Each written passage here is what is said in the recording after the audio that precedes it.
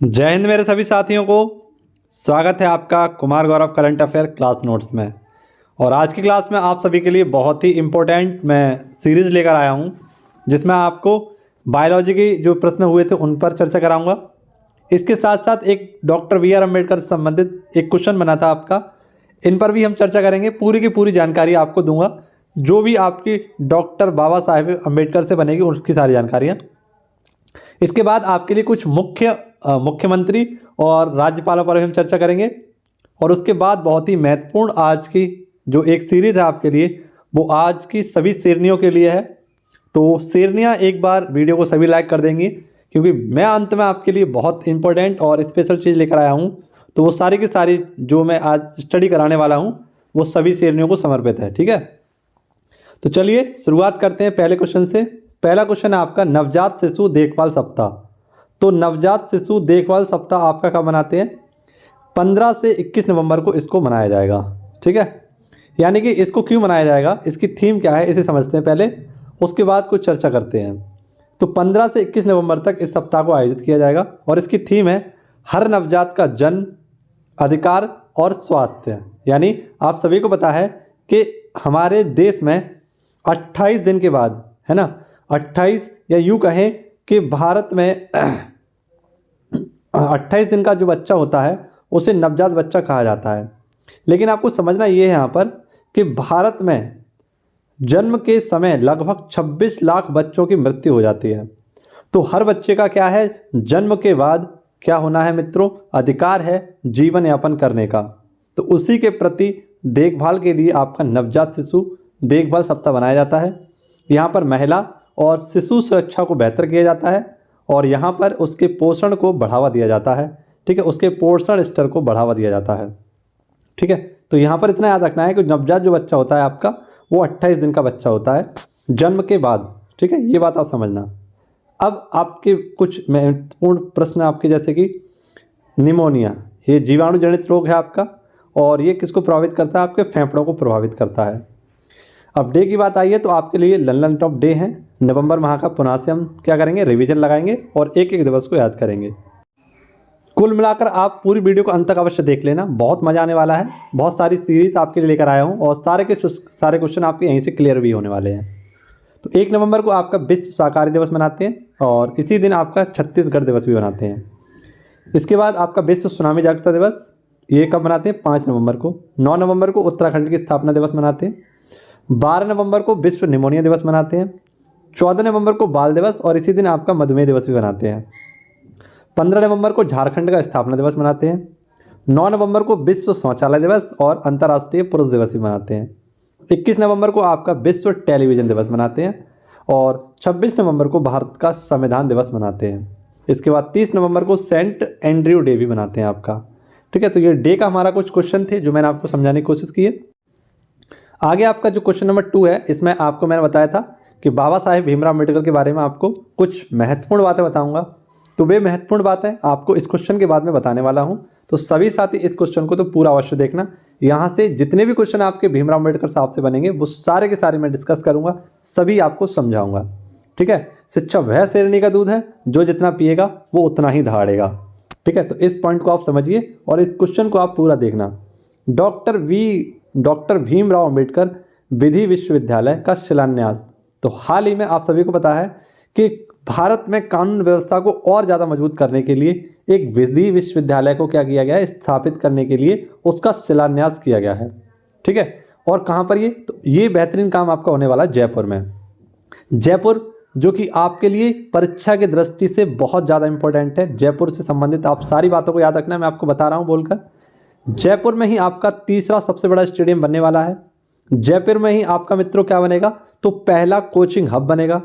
और जयपुर में ही आप सभी को याद रखना है, जयपुर में आपका सबसे बड़ा मेडिकल ओपीडी टावर भी स्थापित होगा। इसी को गुलाबी शहर के नाम से जानते हैं, इसे पूर्व का पेरिस भी कहते हैं। और यहीं पर आपका क्या बनेगा, विधि विश्वविद्यालय भी बनने वाला है।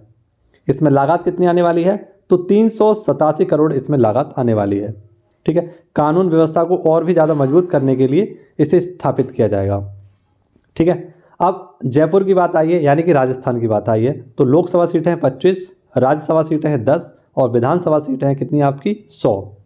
और राजस्थान के ही एक महान व्यक्ति हैं जिनका नाम है डॉक्टर प्रोफेसर अरोड़ा, रमेश अरोड़ा जी। इन्हें क्या दिया गया है आपका डॉक्टर राजेंद्र प्रसाद अवार्ड सम्मानित किया गया है। बात आई विश्वविद्यालयों की, तो कुछ विश्वविद्यालय आपके लिए, मेजर ध्यानचंद विश्वविद्यालय आपका मेरठ में है, राष्ट्रीय खेल विश्वविद्यालय आपका मणिपुर में है, गति शक्ति विश्वविद्यालय आपका बड़ौदा गुजरात में है ना। और इसके बाद आपका रेल विश्वविद्यालय बड़ौदा गुजरात में ये भी है। राष्ट्रीय रक्षा विश्वविद्यालय आपका गांधीनगर गुजरात में है। ठीक है, अब बात करते हैं डॉक्टर बाबा साहेब भीमराव अम्बेडकर पर। हो चुका आकाश लड़का, युग बदलने की तैयारी, जीत उसी की होगी जिसका संघर्ष है जारी। ना संघर्ष ना तकलीफ तो क्या खाक मजा है जीने में, अच्छे अच्छे तूफान ढल जाते हैं जब आग लगी हो सीने में। अगला क्वेश्चन आपके लिए, स्टैचू ऑफ नॉलेज, ये किसकी है स्टैचू ऑफ नॉलेज? तो सबको पता है डॉक्टर भीमराव अम्बेडकर जी की एक प्रतिमा है जो 70 फीट ऊंची है, और एक ऐसी बैठी हुई प्रतिमा है आपकी जो कि आपकी लातूर महाराष्ट्र में स्थापित की जाएगी। आप सभी को पता है जो आपके डॉक्टर बाबा साहेब भीमराव अम्बेडकर हैं, इनकी समाधि स्थल को क्या कहते हैं? तो चैत्य भूमि कहते हैं, जो कि मुंबई में स्थित है। और 1990 में इन्हें भारत रत्न से भी सम्मानित किया जा चुका है। इनकी कुछ प्रमुख पत्रिकाएं हैं, जैसे कि मूक नायक पत्रिका 1920 में आई थी, बहिष्कृत ये 1927 में आई थी, और उसके बाद आपकी है समता ये 1929 में आई थी, और प्रबुद्ध भारत ये 1956 में आई थी। ठीक है, आप सभी को पता है कि डॉक्टर भीमराव अम्बेडकर जी का जन्म कब हुआ था? 14 अप्रैल 1891 को महू मध्य प्रदेश में हुआ था। और 6 विद्वानों में से एक आपके विद्वान हैं कौन? BR, यानी डॉक्टर BR अम्बेडकर जी। इनकी कुछ पुस्तक हैं आपके लिए, जैसे कि बुद्ध और उनके धम्म, और इसके बाद बुद्ध या कार्ल मार्क्स इनकी ये पुस्तक थी जो कि अंतिम पुस्तक थी इनकी। ठीक है, इसके बाद आर्टिकल 32 को इन्होंने संविधान की आत्मा कहा है। क्या कहा है? आर्टिकल 32 को संविधान की आत्मा कहा है। इनके कुछ संगठन थे जैसे व्यक्तिगत हितकारी, और एक थी स्वतंत्र लेबर पार्टी, ये भी इनकी क्या थी? एक बहुत ही फेमस संगठन था इनका। प्रारूप समिति के अध्यक्ष थे, और इनके अलावा 6 सदस्य भी थे। स्वतंत्र भारत के पहले कानून मंत्री और विधि मंत्री थे ये। पूना समझौता 1932 में हुआ था गांधी जी और अंबेडकर जी के मध्य। काला राम मंदिर आंदोलन 2 मार्च 1930 को इन्हीं के नेतृत्व में हुआ था, और पानी के लिए आंदोलन करने वाले ये पहले महापुरुष थे। ठीक है, तो ये सारे प्रश्न आपके संबंधित थे हमारे प्यारे डॉक्टर साहेब भीमराव अम्बेडकर से। ठीक है, तो कैसा क्वेश्चन आपको लगा मुझे कमेंट बॉक्स में ज़रूर बताइएगा। मेरे द्वारा की जा रही है मेहनत आपको कैसी लग रही है, पसंद आ रही हो तो एक बार वीडियो को लाइक ज़रूर कर देना। चैनल पर नए आए हो तो उसे सब्सक्राइब जरूर करना। ठीक है, चलिए आगे बढ़ते हैं। क्वेश्चन नंबर 3 है आपका, प्रवर्तन निदेशालय के निदेशक। तो प्रवर्तन निदेशालय, आप सभी ने इसका नाम कई बार सुना होगा। जब भी आपने अगर न्यूज़ चैनल खोला होगा और जब कोई घोटाला होता है ना, आप सभी को पता है मनी लॉन्ड्रिंग जो चर्चा आपने सुनी होगी काफ़ी बार, तो उसको जो निदेशक बने हैं हाल ही में वो कौन बने हैं? संजय कुमार मिश्रा जी। इसको हम बोलते हैं ED, शॉर्ट फॉर्म में से क्या बोलते हैं? ED, इन्फॉर्मेंट डायरेक्टरेट, इसको हम शॉर्ट में ED के नाम से जानते हैं। तो आप इसको जान लीजिए ED क्या होता है। इसकी स्थापना 1956 में हुई थी, और इसकी जो शक्ति होती है वो आर्टिकल एक एक्ट था 1999 का एक्ट, इसके तहत इन्हें मिला था, जिसे हम विदेशी मुद्रा प्रबंधक अधिनियम कहते हैं। और एक एक्ट था आपका 2018 का जिसमें भगोड़ा आर्थिक अपराधी अधिनियम। इन दोनों के तहत ED को क्या मिलती है? पावर मिलती है, शक्ति मिलती है।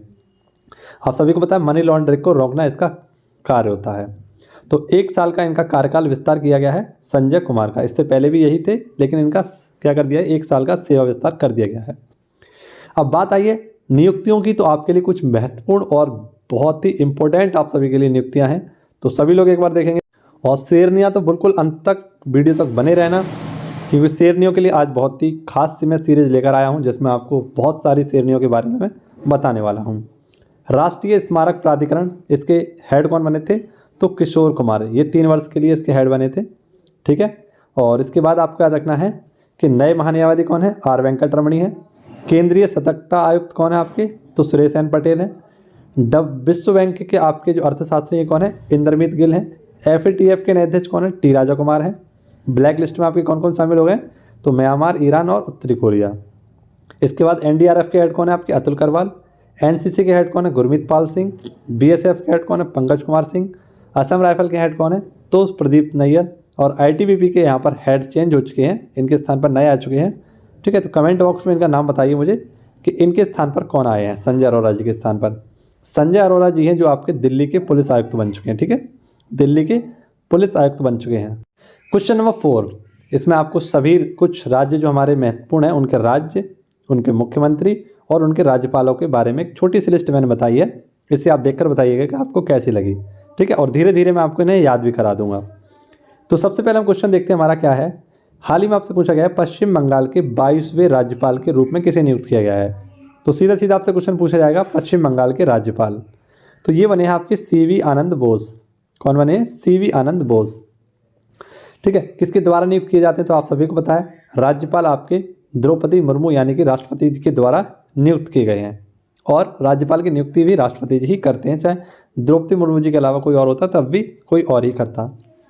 अब बात आई है पश्चिम बंगाल की, तो पश्चिम बंगाल के वर्तमान मुख्यमंत्री कौन है? ममता बनर्जी। यहीं पर आपका एक नेशनल पार्क है जिसे जल्दापारा नेशनल पार्क कहते हैं, पश्चिम बंगाल में है। और पश्चिम बंगाल के लिए ही सबसे पहले GI टैग जो दिया गया था वो दार्जिलिंग की चाय को दिया गया था। राज्यपाल से एक आर्टिकल याद रखना है आपको कि राज्यपाल के लिए क्षमादान का जो आर्टिकल है वो कौन सा है? 161। और अध्यादेश के लिए कौन सा आर्टिकल है? 213, ठीक है।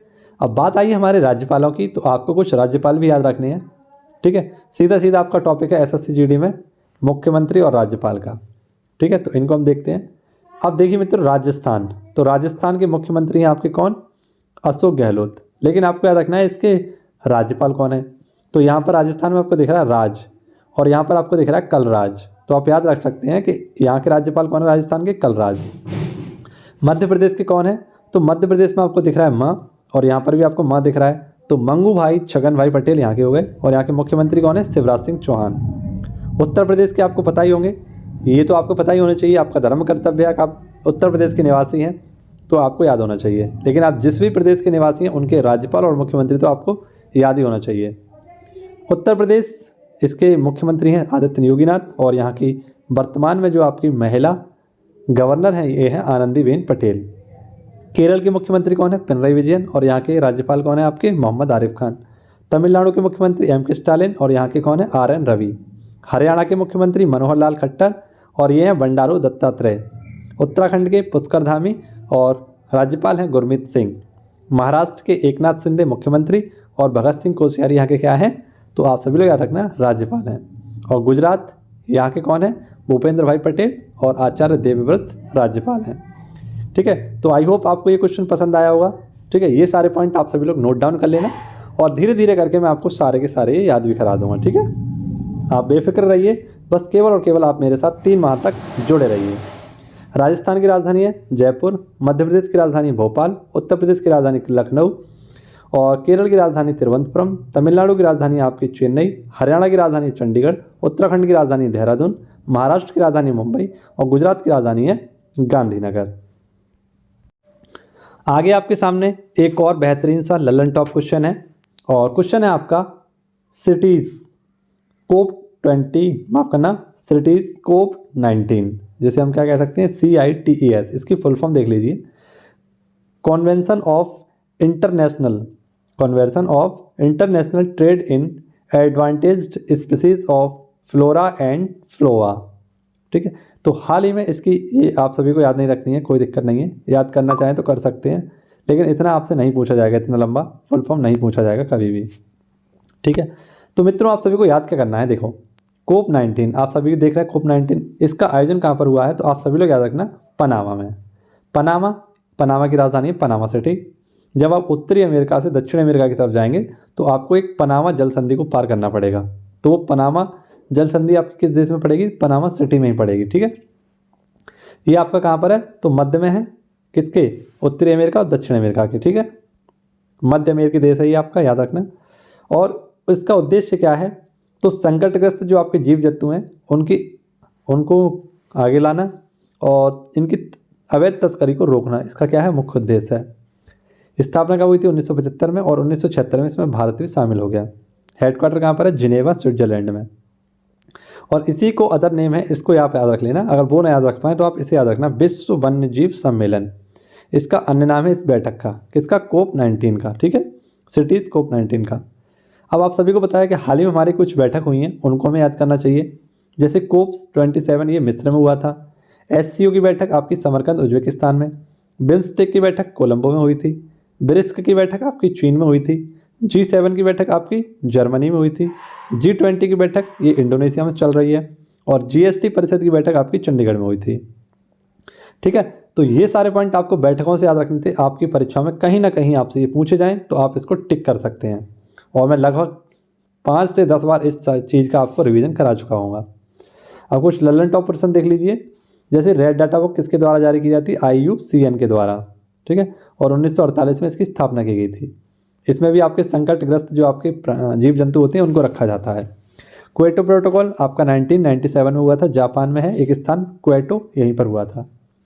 UNEP की स्थापना 5 जून 1972 को हुई थी।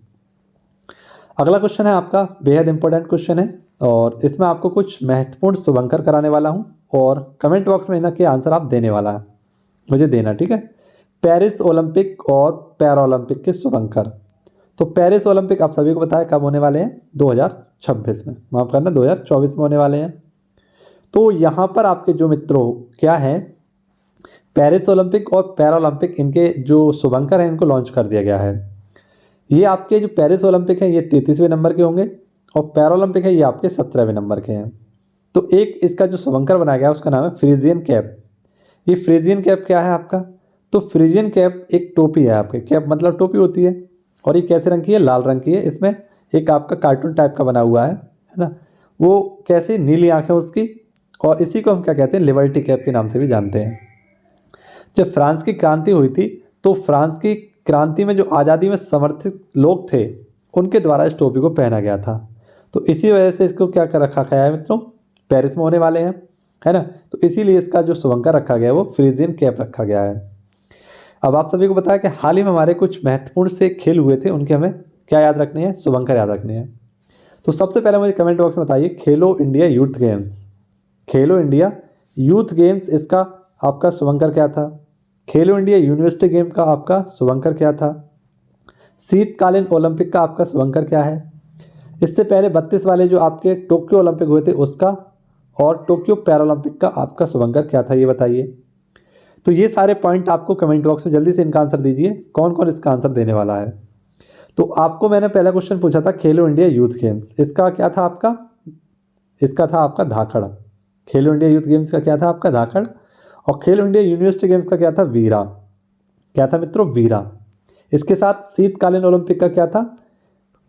शीतकालीन जो आपके ओलंपिक हुए थे इसमें टॉपर कौन रहा था? आपका नॉर्वे, और इसका शुभंकर था क्या मित्रों?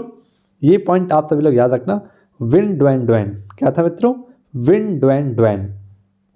इसके साथ टोक्यो ओलंपिक 2022 यानी 2021 ये आपके हुए हैं, 2021 में होने वाले थे, माफ करना 2020 में जो हुए थे 2021 में आपके हुए थे। ठीक है, तो टोक्यो ओलंपिक जो है आपके, इसका क्या था? मिराइतोवा। क्या था मित्रों? मिराइतोवा। और जो टोक्यो पैरालंपिक थे उसका क्या था? सोमेटी। क्या था मित्रों? सोमेटी।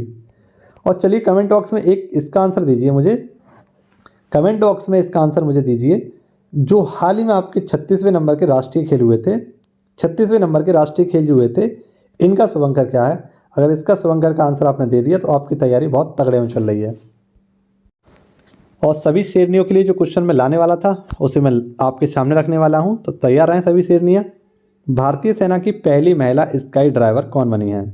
तो आप सभी लोग याद रखना, ये है लांस नायक मंजू, है ना। मंजू जी आपकी हाल ही में क्या बनी है? तो स्काई ड्राइवर बनी है, और ये कैसी? भारतीय सेना की पहली महिला है। ये ध्रुव नामक हेलीकॉप्टर से इन्होंने 10,000 फीट की ऊंचाई से छलांग लगाई है।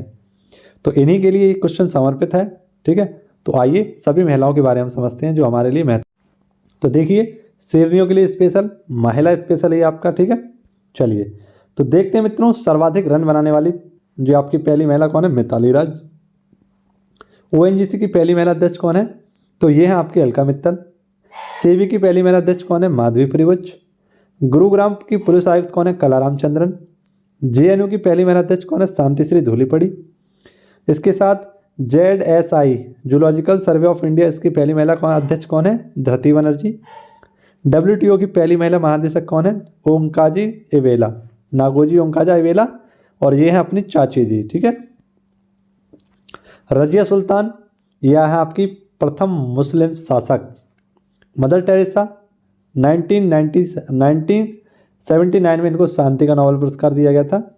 ठीक है, और 1980 में इन्हें क्या दिया गया था? भारत रत्न से भी सम्मानित किया गया है। आरती शाह इंग्लिश चैनल को पार करने वाली पहली भारतीय महिला हैं। सरोजनी नायडू ये पहली महिला राज्यपाल हैं किसकी, उत्तर प्रदेश की। सुचेता कृपलानी ये उत्तर प्रदेश की पहली महिला मुख्यमंत्री थी। एनी बेसेंट कांग्रेस की पहली महिला अध्यक्ष थी। मैडम क्यूरी ये आपके लिए बहुत इंपॉर्टेंट है, इनको दो दो बार नोबेल पुरस्कार से सम्मानित किया गया था। पहला फिजिक्स के लिए इन्हें दिया गया था 1903 में, और केमिस्ट्री का दिया गया था उन्हें 1911 में। तो बहुत ही महत्वपूर्ण व्यक्ति और बहुत ही महत्वपूर्ण महिला आपके लिए जो मैं आपको बता रहा हूँ। फातिमा बीबी ये आपकी सुप्रीम कोर्ट की पहली महिला न्यायाधीश। अन्ना चांडी ये हाई कोर्ट की पहली महिला मुख्य न्यायाधीश हैं ये। और लीला सेठ हैं आपकी, ये हैं आपकी हाई कोर्ट की पहली महिला मुख्य न्यायाधीश, और ये कहाँ से थी, उत्तराखंड से थी आपकी। इसके बाद आपके सामने इंदिरा गांधी जी, ये आपकी प्रथम महिला प्रधानमंत्री, 1971 में भारत रत्न से सम्मानित किया गया। प्रतिभा देवी पाटिल फर्स्ट महिला प्रेसिडेंट ऑफ इंडिया, 2007 से 2012 तक रहीं। बछेंद्री पाल पहली भारतीय महिला जिन्होंने माउंट एवरेस्ट को फतेह किया। भानु अथैया प्रथम भारतीय महिला जिन्हें ऑस्कर अवार्ड से सम्मानित किया गया था। और इसके बाद MC Mary Kom the legend of India, MC Mary Kom 2012 Olympic में इन्होंने कांस्य पदक जीता था। और इसके बाद है आपकी हिमा दास, इन्हें हाल ही में असम की डीएसपी बनाया गया था, और ये क्या है, ढिंग एक्सप्रेस, क्या कहते हैं इनको, हिमा दास को ढिंग एक्सप्रेस, और ये क्या है आपकी एक धावक हैं। ठीक है, तो ये सारे के सारे पॉइंट सभी श्रेणियों के लिए समर्पित थे। ये सारे पॉइंट आप सभी लोग नोट डाउन करना, बहुत इंपॉर्टेंट पॉइंट है आपके लिए, और बहुत मेहनत के बाद मैंने इसको ढूंढ कर आपके सामने निकाला रखा।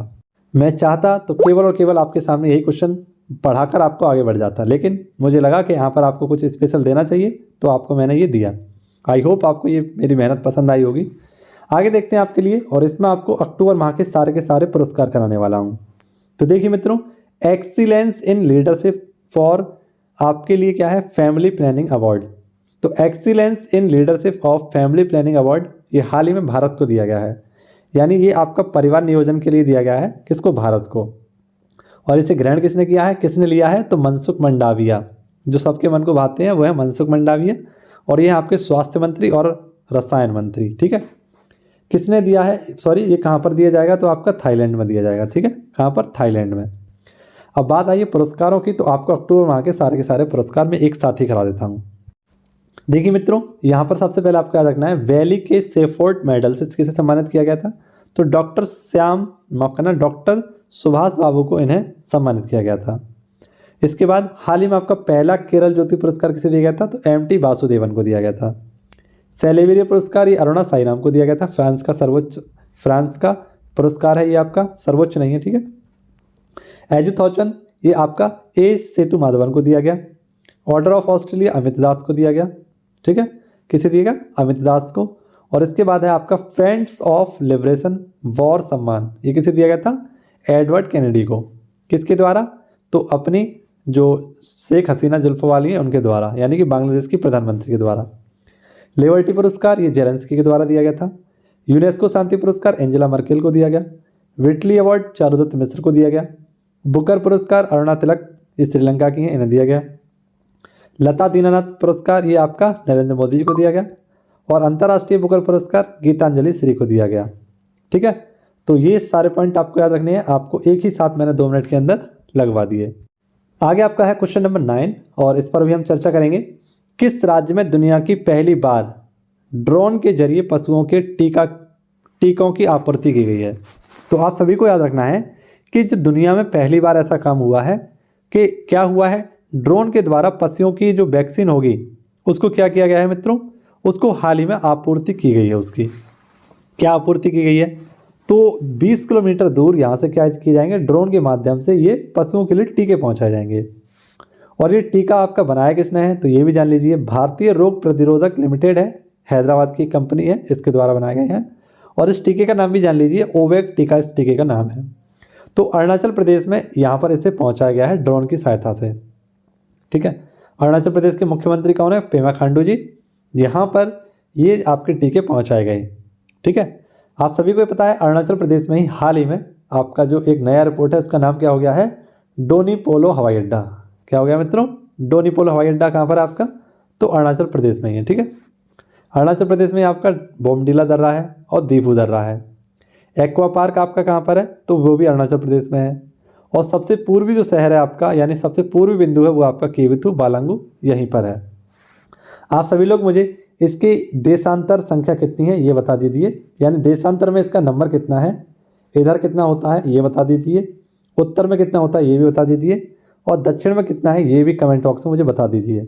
यानी आपकी पूर्वी बिंदु का नंबर क्या है, यानी आपका देशांतर नंबर क्या है, इधर आपका देशांतर नंबर क्या है, इधर आपका अक्षांश आएगा, माफ़ करना, इधर आपका अक्षांश आएगा और इधर आपका क्या आएगा, देशांतर। तो इन दोनों चारों चीज़ों के पॉइंट मुझे बता दीजिए, नहीं तो नाम बता दीजिए या इनका नंबर बता दीजिए, कोई एक चीज़ तो आपको बतानी पड़ेगी। तब तक मैं आपसे क्वेश्चन नंबर 10 पर चर्चा कर लेता हूँ। पूर्वोत्तर ओलंपिक खेलों का दूसरा संस्करण संपन्न हुआ। तो आप सभी को बताइए, पूर्वोत्तर ओलंपिक चल रहे थे आपके शिलोंग मेघालय में, तो ये संपन्न हो चुके हैं और इसमें टॉपर आया आपका मणिपुर। 88 पदक इन्होंने जीते हैं और टोटल आपके 240 पदक जीते हैं। सेकंड नंबर पर आपका असम है, ठीक है, और अगली बार ये आपके नागालैंड में होने वाले हैं। शिलोंग से आपको 3 बातें याद रखनी है। एक तो चेरी ब्लॉसम फेस्टिवल आपका कहाँ होता है, शिलोंग में। 100वीं स्मार्ट सिटी कौन है आपकी, शिलोंग। और असम राइफल का हेडक्वार्टर कहाँ पर है, तो ये भी आपका शिलोंग में ही है। असम राइफल के हेड कौन है, तो आप सभी को पता है, प्रदीप चंद्र नैयर जी।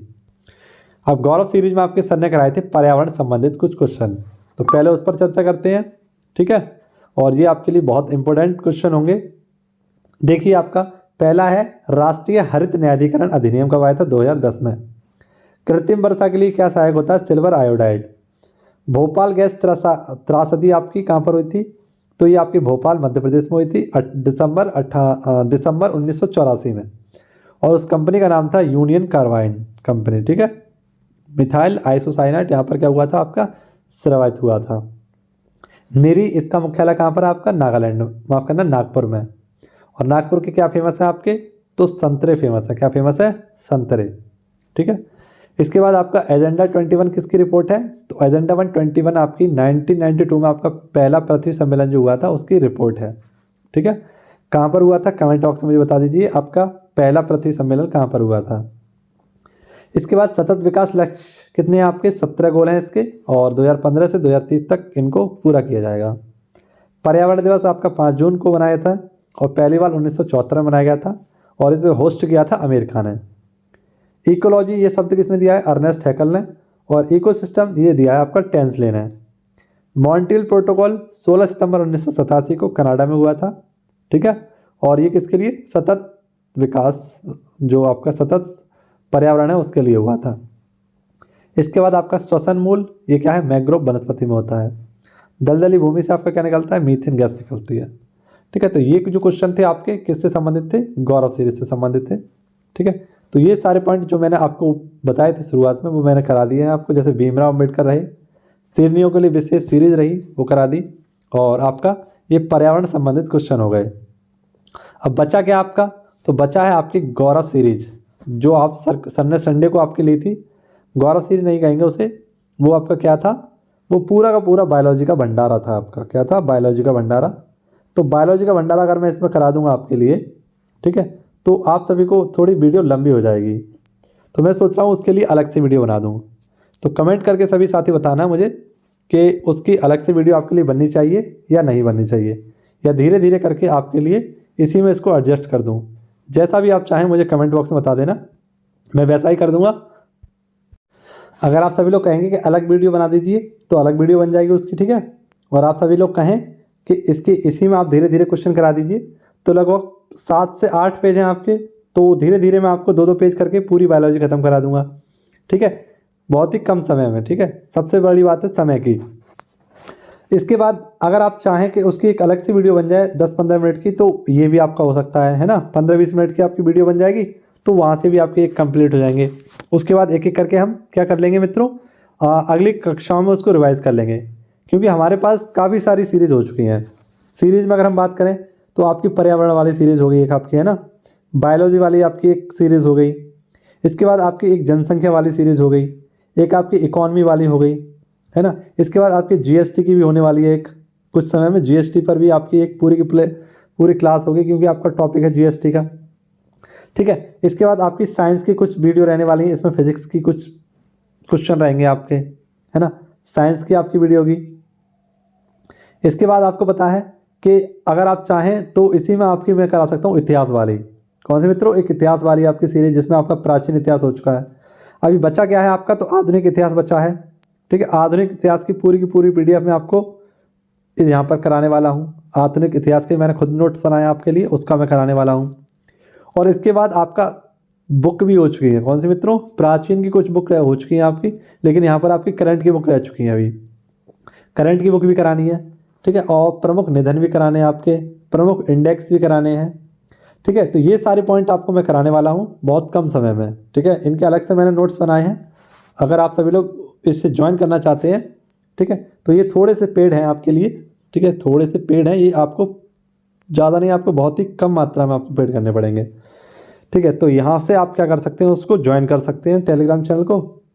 टेलीग्राम चैनल की लिंक मैंने आपको डिस्क्रिप्शन बॉक्स में दे दिया है, तो वहाँ से जाके आप उसे ले लीजिए। ठीक है, और आज की वीडियो के बारे में जो भी आप बताना चाहें, आपको कैसी लगी वीडियो, तो एक बार कमेंट जरूर कर देना आप सभी लोग। और यदि चैनल पर नए आए हो तो चैनल को सब्सक्राइब जरूर कर लेना।